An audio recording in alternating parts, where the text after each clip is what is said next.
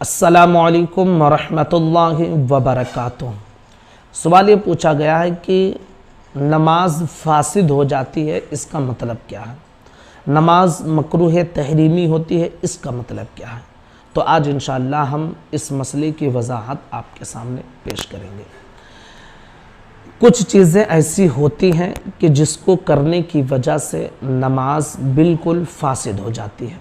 जैसे नमाज में आप बातचीत करने लगे, नमाज में कोई चीज़ खाने लगे, नमाज में आपका वज़ू टूट जाए, तो ये वो चीज़ें होती हैं कि जिससे नमाज फासिद हो जाती है। फासिद हो जाती है मतलब ये कि आपकी नमाज टूट गई है, आपकी नमाज टूट गई है।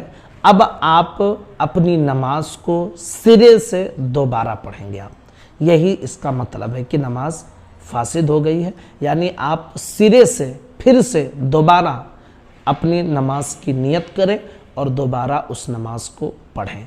जब ये कहा जाता है कि नमाज फासिद हो गई है, तो इसका मतलब यही है कि उस नमाज को आप फिर से दोबारा नियत करके उसे अदा करें।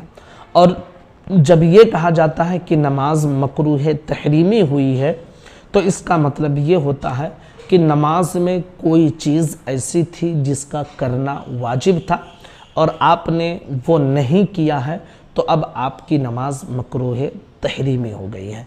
अब मकरूह तहरीमी जब नमाज होती है तो उसका मतलब ये होता है कि उस नमाज का दोहराना आप पर वाजिब है, यानी उस नमाज को आपको दोहराना ही पड़ेगा।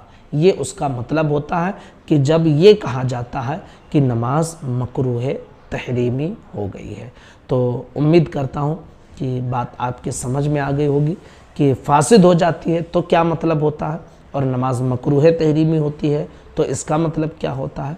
तो दोनों चीज़ें आपने अच्छे अंदाज में समझ लिया होगा। अस्सलामु अलैकुम वरहमतुल्लाहि वबरकातुहू।